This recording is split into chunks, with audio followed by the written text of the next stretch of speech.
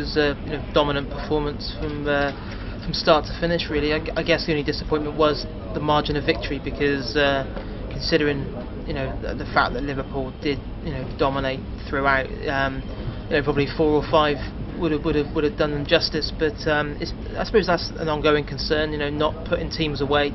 But in truth, West Brom never looked like getting back in the game on Saturday. Once Liverpool had gone ahead early on from Charlie Adams' penalty, the chances kept on coming. Decent finish from Andy Carroll for the second, and then second half, just a combination of poor finishing and great goalkeeping from Ben Foster denied them further reward.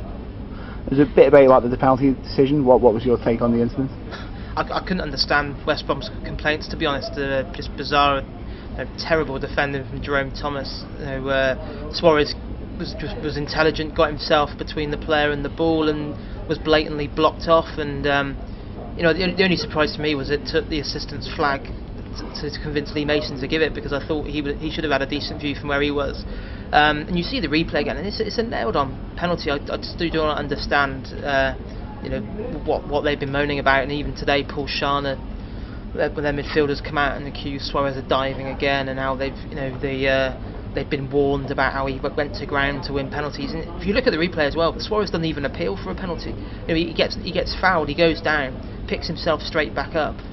So the idea that he tried to con the official is just absolutely ludicrous. And but that won't bother him. He's had to put up with a lot of abuse in recent weeks. He shows his mental strength. He just gets on with it, and he was absolutely phenomenal again on Saturday. I know he didn't score, but had a big part to play in both goals, and was just an absolute menace. There was one great moment in the second half when he kind of burst past 2 or 3 defenders again in the box, and the most amazing chip that cleared Ben Foster and just over the bar, and the whole away end kind of arose as one to kind of salute him. And he looked absolutely furious with himself and kicked the ground in frustration, head in his hands, and that just kind of typifies what he's all about, because he's got this amazing talent which puts him in the top 3 or 4 players in the Premier League, but it's coupled with this burning desire and hunger to win. And regardless of the fact it was a game Liverpool had already sewn up the points, he wanted more, and that's great to see. And Andy Carroll's also been singing his praises. Do you think we're starting to see that partnership blossom?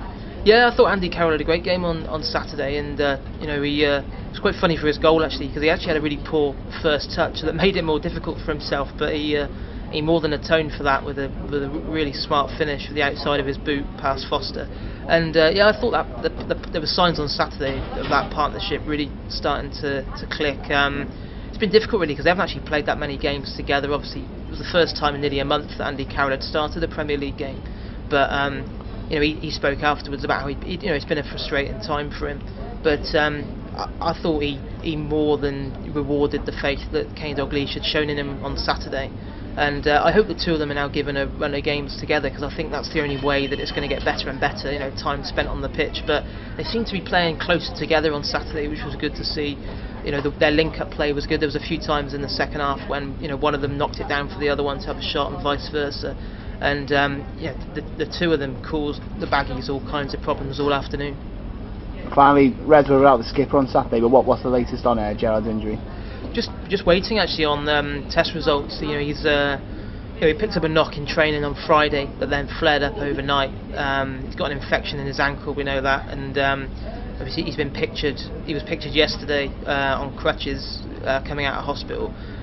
Which I don't think we should read too much into that. He was, as was the case a few months back when he had an infection following his groin surgery. He'll have a course of antibiotics to deal with that infection, and while he's having that, they won't want him to put weight on his ankle.